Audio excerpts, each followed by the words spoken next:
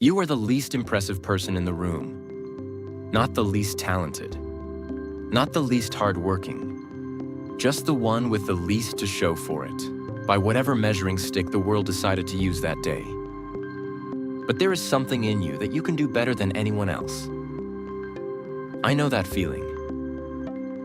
I grew up surrounded by people who were genuinely exceptional, academically, professionally, by every standard that gets you noticed, and I loved them for it. But I also spent a long time quietly wondering what my place was next to them. Then one of them asked me to teach them how to study. Then another one did. Then another. These were the top students, the ones professors used as the benchmark, and they were sitting in front of me asking the one person who had no business teaching anyone to show them the way through. There's a character in Haikyuu who spent the entire series in that exact same position. A literature teacher surrounded by athlete, the least physically capable person in every room he walked into. And yet, without him, none of it happens. Not the team, not the matches, not the story. His name is Ittetsu Takeda, and what he understood about his own value quietly reframes everything you've ever believed about yours. My friends and I were never equals on paper. They were licensed professionals before most people our age even knew what they wanted to do with their lives. Doctors, engineers, the kind of people who walked into rooms and immediately commanded a certain kind of respect. On the other hand, I was on my own path. Quieter, less defined by the world's usual checkboxes. But here's the thing about that circle. They never made me feel the distance. Not even once. When things got hard, not academically, but personally, emotionally, in the ways that credentials don't prepare you for, they came to me. Not to the most successful person they knew. To me. I used to think that was just loyalty, the kind of thing that happens naturally in a long friendship, but it was more than that. They came to me because I had something they genuinely needed, a way of cutting through the noise and making the complicated feel manageable. And no achievement or credential in the world teaches you that.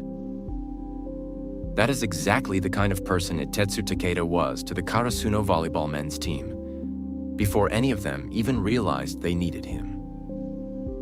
Takeda was a literature teacher. He couldn't serve, he couldn't receive, he couldn't read a formation or correct a player's form. He probably didn't even know the rules of the game at all. By every standard the volleyball world uses to measure worth, he had nothing to offer. And yet he walked into that gymnasium anyway.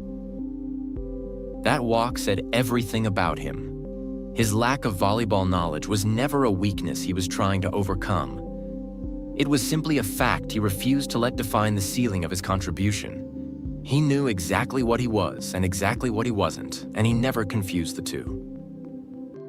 That kind of clarity is rarer than any technical skill.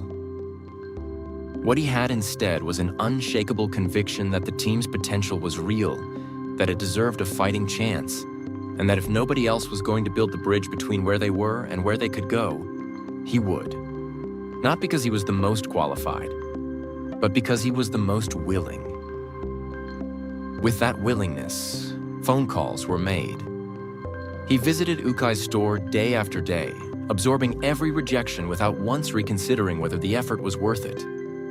He bowed to coaches from other schools, negotiated practice matches, organized training camps, all the invisible, unglamorous work that never makes the highlight reel. While his players were on the court becoming athletes, Takeda was in the background becoming the reason they had a court to play on. The latter speech reveals his philosophy most precisely. When Hinata sneaked into the training camp uninvited, a camp Tsukishima was called to, but not him, Takeda didn't console him or look the other way. He told him the truth, that growth is not a leap, it is a climb, and every rung of that ladder has to be earned in sequence. He validated the bottom not as a place of shame, but as the only honest place to begin. That is not a motivational speech. That is a man who has spent his entire life building ladders telling someone exactly how they work. One scene involving Takeda made a huge impact on me. It was during the finals of Karasuno versus Shiratorizawa, which was known and well established as the strongest team in the prefecture due to its one-of-a-kind player, Ushijima Wakatoshi. Since it was the finals and the determined winner would go to the nationals, there were formal ceremonies done. Both teams had introductions, the coaching staff included. After the Karasuno starting lineup was named, the announcer mentioned Coach Takeda Ittetsu. Surprised, he panickedly bowed down as a gesture of recognition while having a shy smile on his face. Coach Ukai and Shimizu, both standing beside him as the whole Karasuno coaching staff looked at him proudly, as they realized that he finally got the recognition he never received outside from the gratitude of his own players. To others, it was only a simple moment of introduction of the two best teams competing who was going to the nationals. But to Takeda, being recognized in such a public and glorious way after being the one responsible for the invisible work all the time, it made him realize that his efforts were truly not in vain. It made Takeda smile, and it made me proud of him as a viewer, and as a previous athlete myself. He was really a deep character, but his philosophy wasn't that obvious to all people who watched him on the screen. Most people don't even recognize what Takeda's philosophy represents, but once you do, the perspective you have towards people in the back end of things would drastically change. The world has a very specific image of what valuable looks like. It looks like the person who scores the point, closes the deal, delivers the performance. It looks like the one whose name gets called. And if you are not that person, if your contribution doesn't come with a visible scoreboard, it is very easy to convince yourself that what you do doesn't count. Takeda dismantles that entirely. The team that wins the point still needed someone to arrange the match. The professional who closes the deal still needed someone to open the door. The performance that moves a room still needed someone to build the stage. And that someone, the one making the calls, absorbing the rejections, doing the work that was designed to be invisible, is not secondary to the story.